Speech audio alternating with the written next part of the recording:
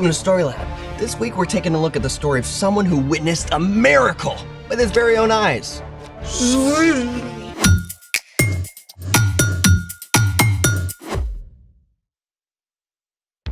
Hey, I'm Zeke. And I'm Carter.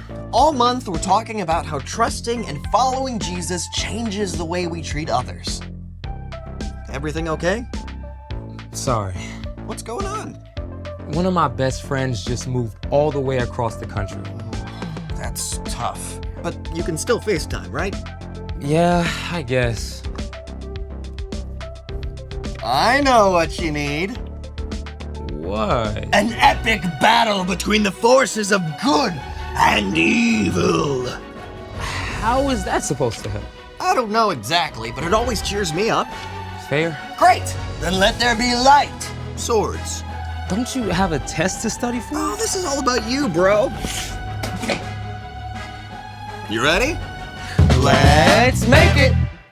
Today we're gonna make our very own light swords. I grant you, this could be cool. What do we need? Pool noodles, giant rolls of cardboard, high-powered LED lights? Straws. Great, I'll go get... Wait, like drinking straws? Straws!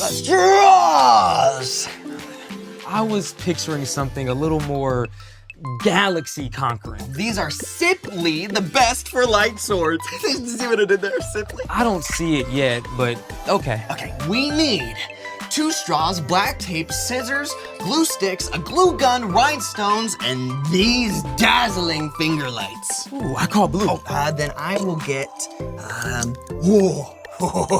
red.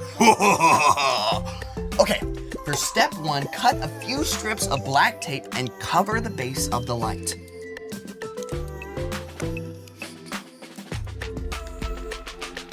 Can you cut it? Yes. Thank you.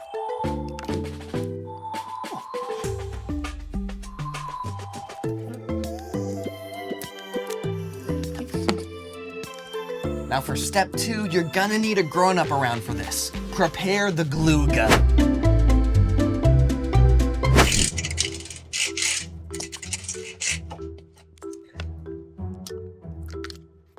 And now we just wait.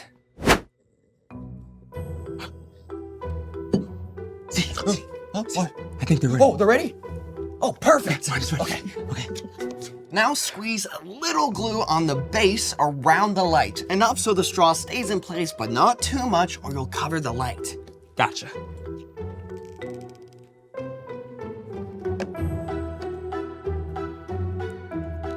Now make sure the straw is straight and hold it for a few seconds so it dries in place. How's this? Oh, you the man. Hey, how hot is a light sword? I don't know, how hot? Lukewarm. Oh, okay, I get it. Now, for step 3, it's time for the rhinestone. Just glue it to the end of the straw so the light doesn't escape. Now, our strategy for this is putting it around the tip of the straw and then just placing it on the rhinestone.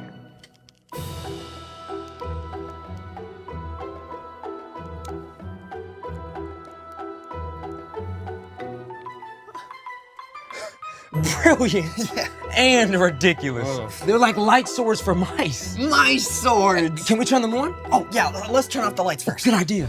Okay, now count it down. 3, 2, 1. Look at that! Oh.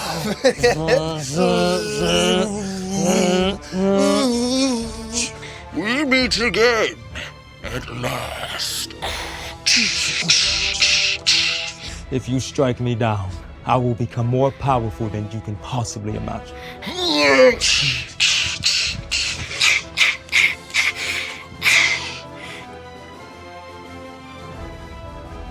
That was amazing. Dude. You see that? Yeah, imagine what we could do with full-size light swords. You know, I actually thought that was pretty epic. Yeah. Thanks for cheering me up.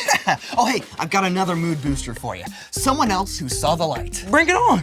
It's time for... The story before the story. Today we're in the 2nd book of the New Testament. Mark. Mark was a Jesus follower and a close friend and traveling companion of the Apostle Peter. Mark collected and recorded stories from the life of Jesus to make sure they didn't get lost. Everywhere Jesus went, big crowds gathered. No matter how tired he was, Jesus always had time to show kindness and compassion. In chapter 10, Mark writes about Jesus' journey to Jerusalem. Jesus was traveling there for the last time to give up his life. Which is where our story starts. Take it away. Hey everyone! On their way to Jerusalem, Jesus and his followers passed through the large, busy city of Jericho. More and more people gathered until a crowd followed as they left the city. People lined the streets, straining for a chance to see Jesus. Ahead, a man named Bartimaeus sat by the side of the road asking for money. He was blind and he couldn't see a thing, but he could hear all the voices. Look, it's Jesus. I heard he heals the sick. I heard he raised a man from the dead. He fed thousands of people with just a few loaves of bread and fish. He can do anything. Bartimaeus' thoughts must have raced as he listened. At this time, if you were blind, there was no technology to help. You couldn't hold a job, and you had to rely on other people's compassion. If nobody was willing to help, you were stuck, left to beg for money in the streets. It was a very hard life.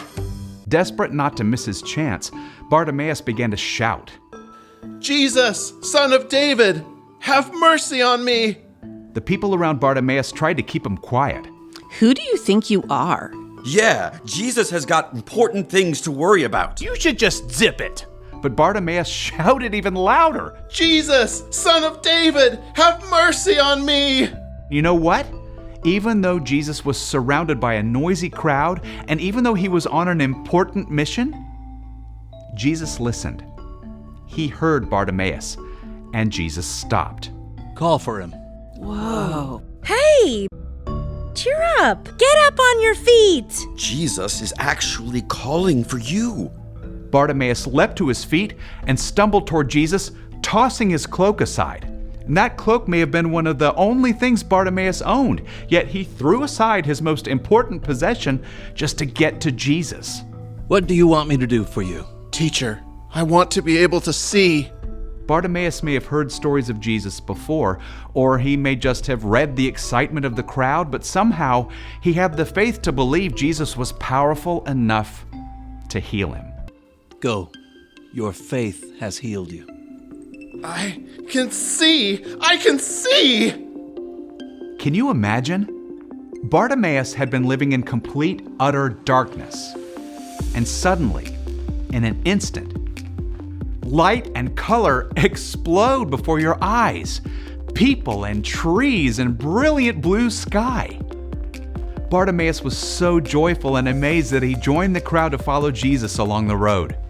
Marveling at the incredible new world Jesus had opened up for him.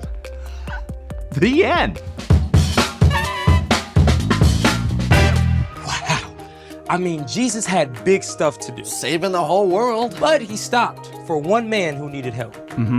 Over and over, Jesus made time for someone who needed him. So What's our part in the story?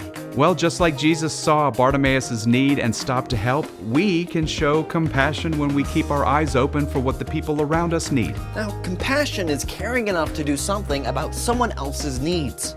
So once we see a need, it's important to take action. Yep. True compassion means making time to help others. Like when you're in the middle of a video game and your mom is carrying in groceries from the car. Ooh, that's hard. I hate pausing a game. But you can still pause yourself and help. True story.